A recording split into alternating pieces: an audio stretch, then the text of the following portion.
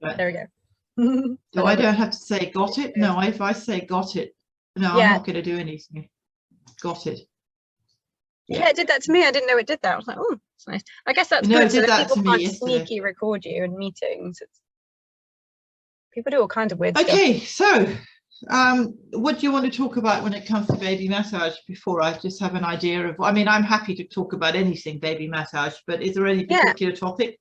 Well, essentially, I'm going to ask you why you ended up doing, you know, with all your backgrounds, you know, how did you end up specializing in or working in baby massage right now, and why, like, what are the benefits? And then I will chip in every now and then and say, so I work with cycle breaker parents and this podcast is for cycle breaker parents. In what ways do you think baby massage would help them? You know, maybe talk a bit about how it, you know, it helps building up confidence with a baby. Because you can often feel, well, you know, this is nothing new, but I think it bears talking about that.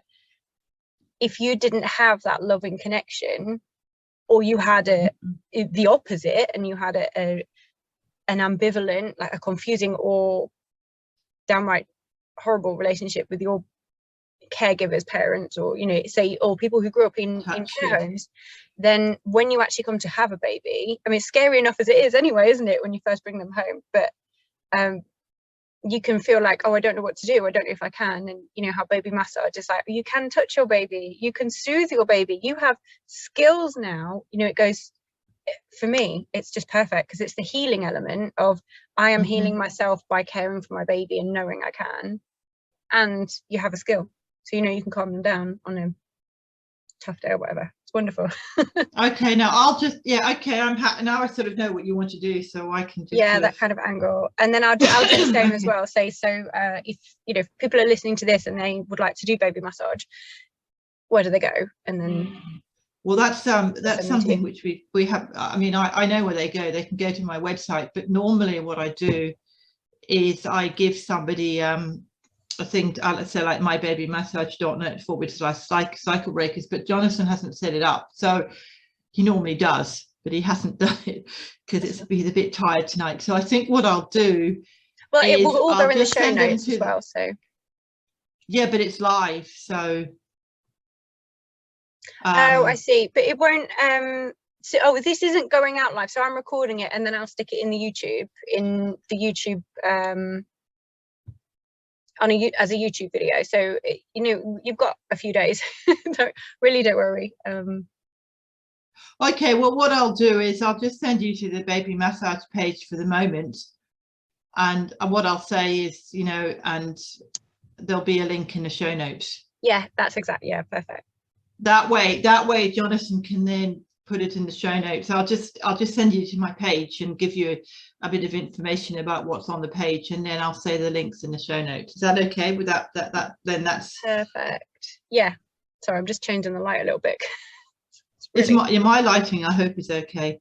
Oh, it's perfect. Yeah, it's because of my camera. I think it's a camera, you know, they kind of recalibrate or refocus or whatever. If I move too much, you know what you can do, which is something which I'm going to start doing. I've got to work out how to do it. You can actually set up a wallpaper background on Zoom. I want to do that. I haven't quite worked out how to do it yet, but I know you can, because I'm going to start doing that. I'm going to put my logo and everything on there. Oh, clever. Yes, that would be. I haven't done it yet, so the whole background looks really much better. It looks much more professional, and there is a way you can do it. I've just got to learn how to do it. Okay, so we've got light. I don't look translucent anymore. That's good. Okay, so no, you look cool. I'm ready to go whenever you are. I'm ready to go whenever you are. I'm going to go into presenter mode a little bit. Yeah, it's hard, isn't it? I had to do that. Yes, I better. Okay. Hello, and welcome back to another episode of the Cycle Breaker Parents Unite podcast. We are so happy to have you here, and today I am interviewing the very wonderful Helen Thompson, and she is going to tell us all about the world of baby massage, because it is such an incredible skill anyway, and it's a wonderful thing to do, but especially for those of us with the tough upbringings who know that we want to break the cycle and we want to start from I mean, we can start baby massage from birth, can't we? And we want to change the way that we interact with our children, starting with gentle, loving touch, and offering ourselves a bit of that healing, especially if we didn't have that ourselves. So you can break the cycle. It is available to you. And welcome, Helen, because I know you're going to tell us a bit about how wonderful baby massage is. Well, thank you, Laura. It's lovely to have you, lovely to be here on your podcast, because I know the values of baby massage and how it can help with so many things, and not just, you know, helping parents with issues like colic and constipation and things, and what else does it help with the immune system. But I also wanted to say that it does help. You mentioned the word touch, because sometimes when you're sort of stressed and when you're upset and when you've had a problem in your childhood or whatever, you may not want to touch your baby because you've had those traumas as a adult or as a child. But it's really touch is so powerful, and it's something that's so simple that you can do. Yeah. And it gives you communication skills, because even just by looking at your baby, because when we do baby massage, we always ask permission first. So we give the baby the respect, and you're giving yourself the respect, and you're teaching your baby that respect. So that's the first step. And then just by gently looking. That's so empowering in itself, isn't it? That's empowering for us as the parent who is, you know, offering it and saying, especially, and I know I keep saying this, but we get to break the cycle from birth, where we can say, baby, can I touch you? Can I move your legs? Yes. And you know, no, they don't necessarily, well, they won't understand the words, but they understand that you are loving them. They understand that you are teaching them consent about their own body from a very early age. And you said about a minute ago when you started about how when we have these traumas, and they are traumas in our own childhoods, and I did the same when I, you know, had this baby. We spent the first 3 weeks in hospital, and then we got home, and she was tiny, and nobody knows what they're doing with their first today, and it's all a bit confusing. And then you think, am I doing the right thing? Do I touch them like this? I don't know. And then sometimes we can stop ourselves from doing it at all, because we're so worried about doing it wrong. And this is why I think what you do is so great, because you help. I know we've used this word so many times, empower. It's empowering to know, oh, this is how I do it. This is the skill of how I do it.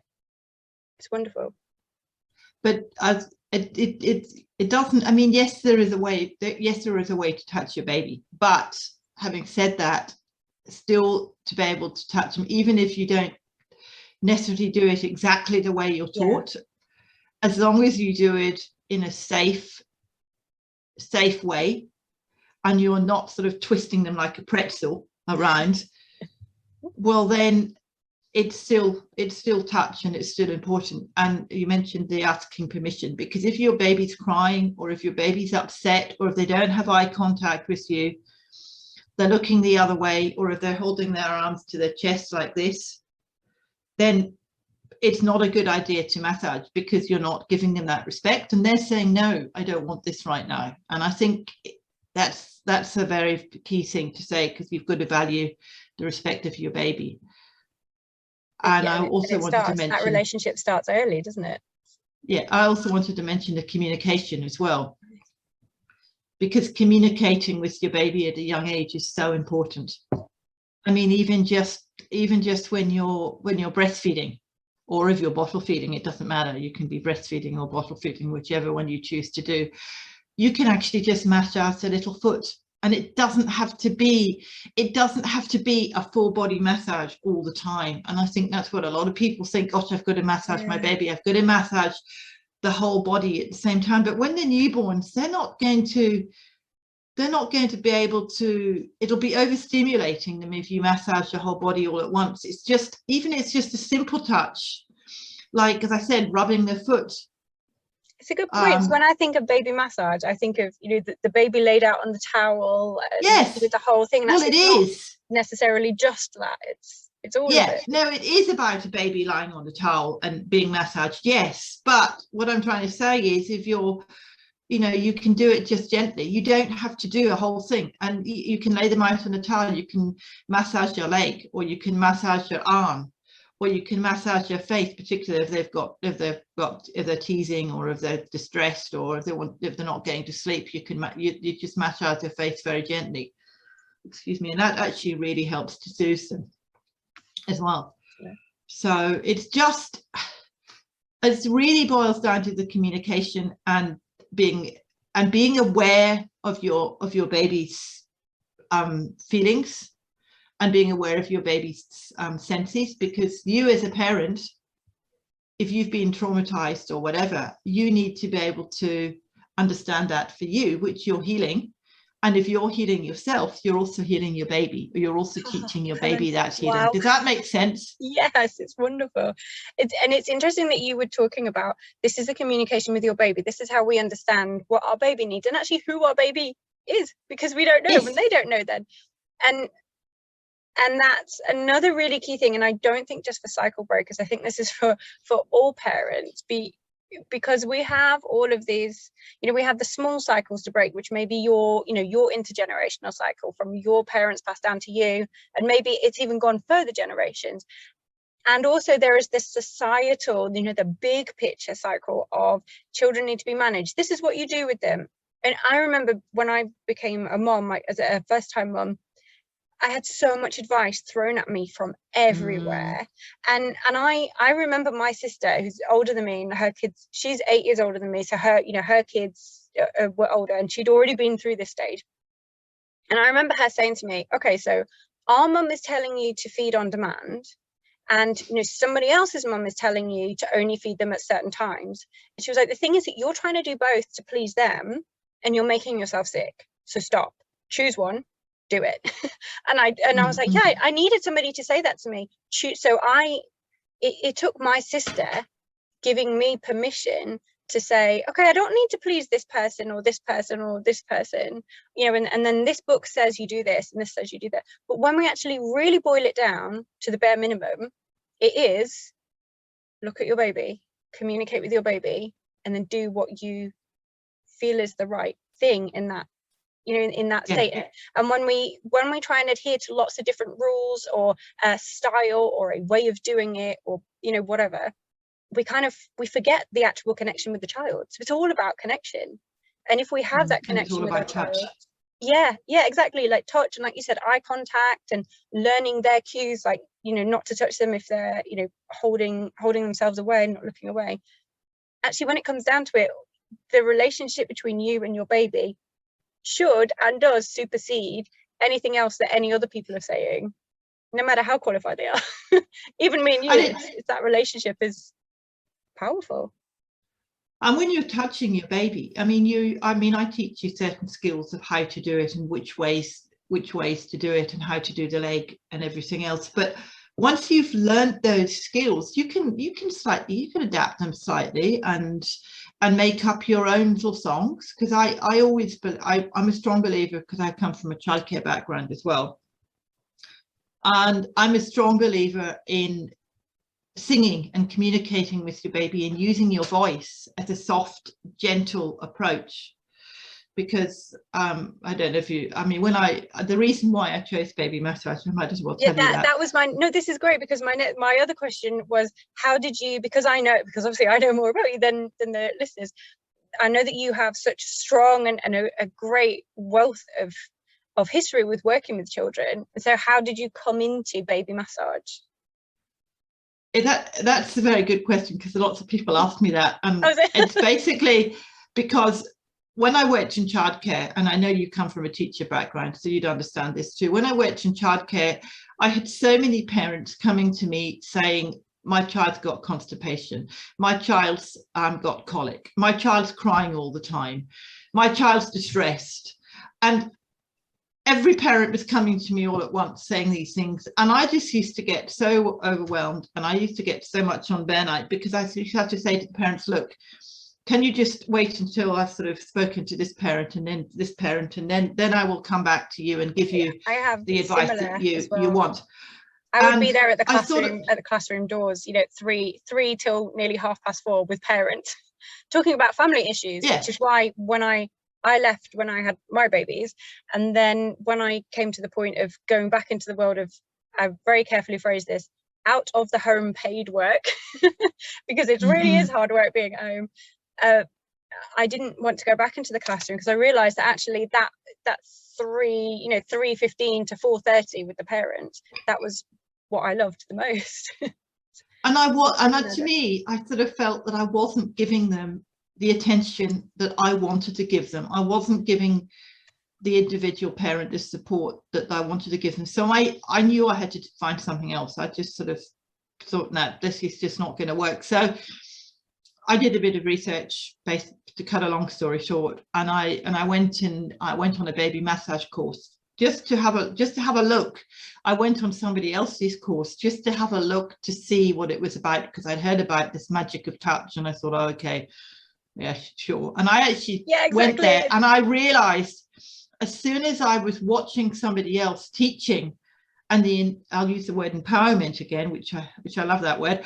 As soon as I sort of realized the empowerment that the parents were getting from this teacher, and by the magic of just touching the baby and communicating with the baby and helping them with things like colic, constipation, colic, all those kind of things, as well as developing the immune system and seeing their little faces smiling, and seeing the parents really looking at the babies, I thought, right, this is where I need to go. This is what my passion is, and this is where I want to take childcare, because it's still childcare, but it's more of me giving to the parents on a one-on-one. It's me giving the parents the tools to do it for themselves, rather than having to constantly come up to somebody and say, how do I do this? My baby's this, my baby's that. When you're talking about empowerment, that is it's quite disempowering, because you're essentially going to an authority figure and saying, I don't know how to meet my baby's needs.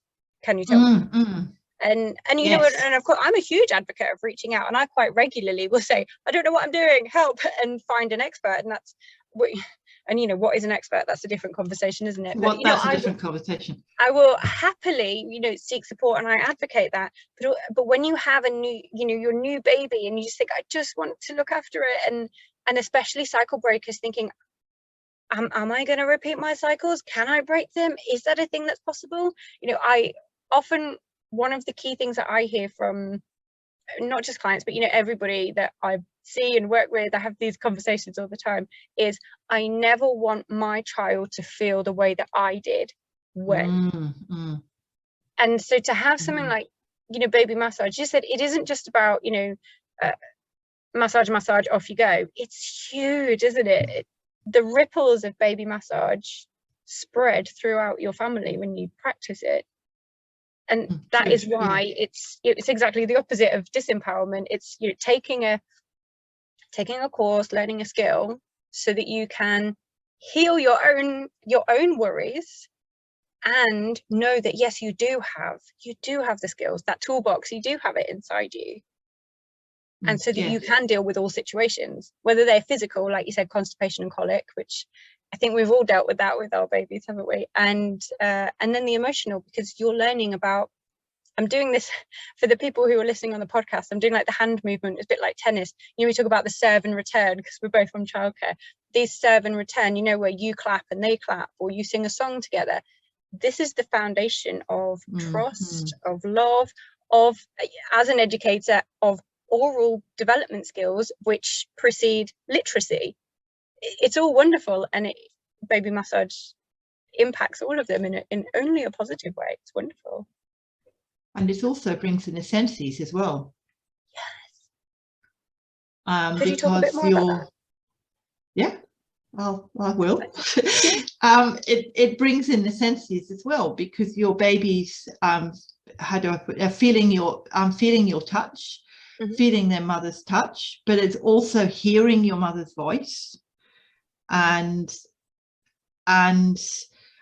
communicating. You know, this is sort of helping their sight by looking into the mother's eyes. Even if they're very young, I'm looking right down, because it's babies when they're very young. I'm not a child psychologist or child development person. I'm not going to say that I am, but I do know that when babies are very small, their vision isn't very clear. They only see sort of black and white to begin with. But if you're actually looking right down at your baby, you're teaching them, you're helping them develop their sight as well. And I've said, and it's a touch, what I'm just trying to go through the senses here. Touch, hearing, I've mentioned that one. Yeah. What's the Smell. taste, smell, yeah.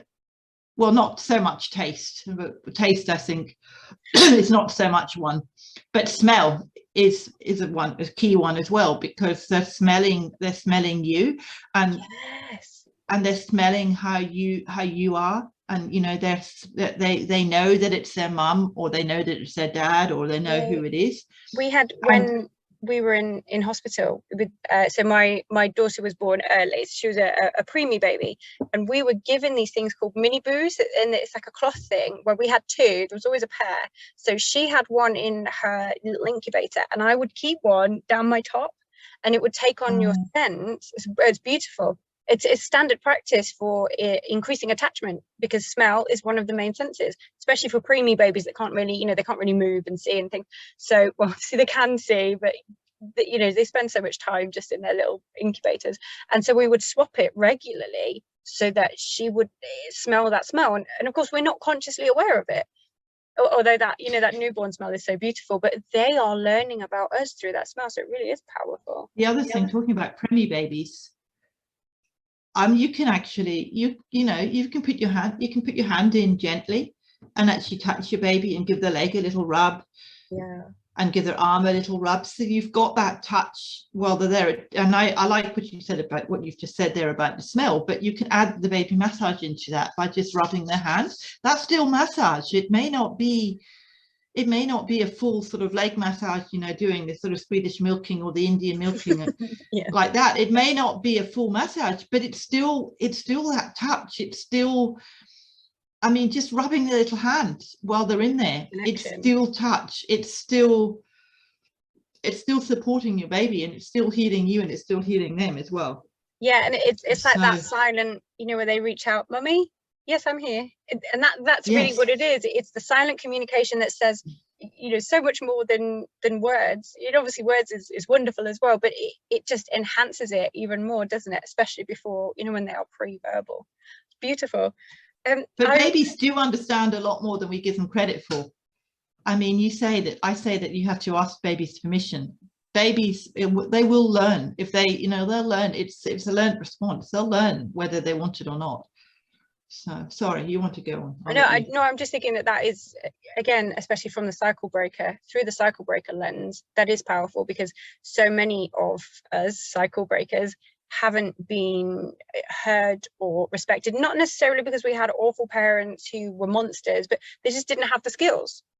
And it, you know, it wasn't the done thing, certainly in the 70s, 80s, 90s, it wasn't the done thing to ask your child consent. Or, you know, and I have a podcast is coming out very soon about the you know, the giving granny a cuddle thing at Christmas and holidays. Comes up every year, because parents who were told, go give that person a hug, but I haven't seen them all year, go do it, because you have to. Yeah, and so we get to break that cycle as, you know, as the parents. We get to start really, really early on, and when we are, you know, saying, you know, you don't have to go and sit on that person's knee, you don't have to give that auntie who you haven't seen for 2 years, you don't have to give them a kiss if you don't want to, you can do a cuddle or a wave.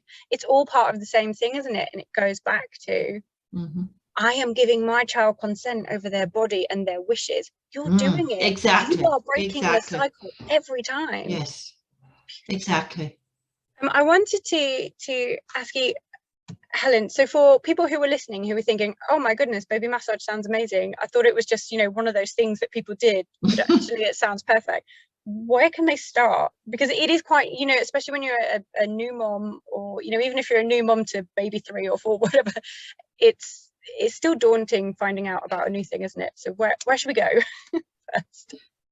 Well, I guess there's 2 questions there. Where can they start? I guess if you're a new mum, you've got to change your baby's, I'm going to use the word nappy, but I've been so used to talking to Americans that they say diaper, but you and I are both British, so I can say nappy.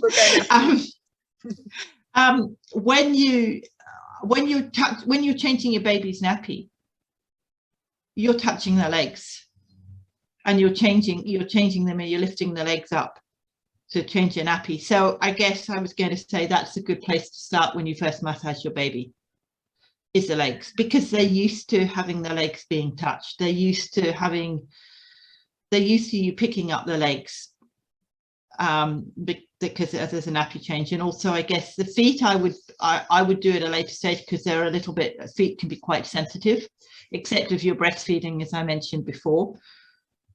And I wouldn't start or hold the hand as well, or hold the feet, but I wouldn't start on the chest straight away, because that's a very sensitive area for anybody, including a baby. Just because of little babies doesn't mean to say that they don't want to protect that area. It's I think it's where it's not the solar plexus, but it's a very, from a spiritual point of view, it's a very space, sort of, isn't it? Yeah, your heart space. Yeah. And you know, that's a very sensitive area, and I go through that in a class. I explain the ways of how you can tell if your baby wants a chest massage or not. There are certain ways you can tell whether they want a chest massage or not, which I'll explain in a class. But basically, if they've got one hand out and one hand in, that's still a no, because they're still holding on to one hand. And if they're basically got both hands out and smiling, well, then that's possibly okay. But anyway, I explain that more in classes. So the chest is an area not to do unless you've sort of know your baby's cues. And you can do the arms, because that's something that I guess they're used to as well. Yeah, they and the tummy, their arms about it. Their tummy is a very sort of sensitive area as well. So I mean, I'm not saying don't do the tummy, because the tummy is good for so many different things, like digestion and things, colic, as you mentioned. But I'd say basically start with the legs. And you can start, and the age, that's another thing. You can start when they're newborns, right up to toddlers. But I mainly focus on newborns to around about 8 months, and that's just my choice to teach baby massage to that age group, because once they start crawling, you can still teach baby massage, but it's harder for the mother to. I'm laughing because I have done that. Keep control of the baby. and it's better to start when they're young, because when they get to the toddler stage, they may not want to be there. They'll know about the permission sequence, because I've mentioned that before. So they might not want it, but then they might come and put a towel on the ground, put some oil on the ground, and come and tap you. Say, "Mum, can I have a massage, please?" Because they've been used to having it. And it's then their choice when they want to have it. Every now and then, it is quite funny that. So my kids are 6, 4, and 3, and you know, as my 3-year-old especially, you know, he's a brilliant age for it, and he will literally, I'll turn around and he'll have absolutely no clothes on with the oil, "Mummy." And it's actually really nice, because he now has a way to even if he doesn't know the words, he can say, you know, what he's saying is, "Mummy, please can we connect?" Or, "Mummy, I'm feeling wobbly," or, "Mummy, can you help me calm down? I need a bit of grounding." Because he'll often maybe do it after, say, we've been to a party, or we've had a busy day, or we've been to the park, and he's really tired, and, you know, I'll turn around, he's taking all of his clothes off, and he's like shaking the baby oil at me. And he has that skill to help himself to calm down. So I know you and I talk about empowerment all the time. This is empowering children to understand, absolutely. I have a need and I know how to get it met. And that's just an incredible gift that we can give our children. So, you know, it looks like that class that you do with, you know, when you have a newborn, but it is so much more. It's wonderful. I was wondering, actually, Helen, because you were talking about how you specialize with supporting newborns, or, you know, new moms. Could you share with us your podcast as well? Because I think that a lot of people listening to this, because I have people listening to this podcast who, you know, are seasoned parents who've been doing it for a few years, people who've just had babies, and actually quite a few people who know they have that tough childhood. They are now, you know, pregnant or expecting or you know, adopting, and they think, oh, I want to start now, where do I start? So I think a whole load of people who listen to this podcast really would love yours. Would you mind sharing us your details? My podcast is called First Time Mums Chat. And it's basically exactly that. It's to support, it's basically to support first time mums between a particular age, but it goes a little bit further up than the baby massage side. It goes up to around about the 3 to 4 year olds. Oh, whereas baby massage is sort of particularly up to sort of 8 months. And I started the podcast because I wanted to empower, and I keep saying that word empower, but I just love that word empower. I just wanted to sort of be able to support mums. Really, it started with first time mums who are literally first time mums, because I know first time mums, when they come out of hospital, it can be very daunting for them and it can be very overwhelming. And through my childcare background, I can give them a lot of support in that. And I also speak to other professionals who are sometimes first time mums and sometimes not. But, you know, or sometimes they're mums who've had 3 kids. But they're still a first time mum to every child. So it's really to help those mums feel that they've got a community, that they can hear people, professionals talking and other mums talking, to give them some valuable tips and valuable support so they can support each other. And if they want to find out about any podcasts, they can always look it up on my website.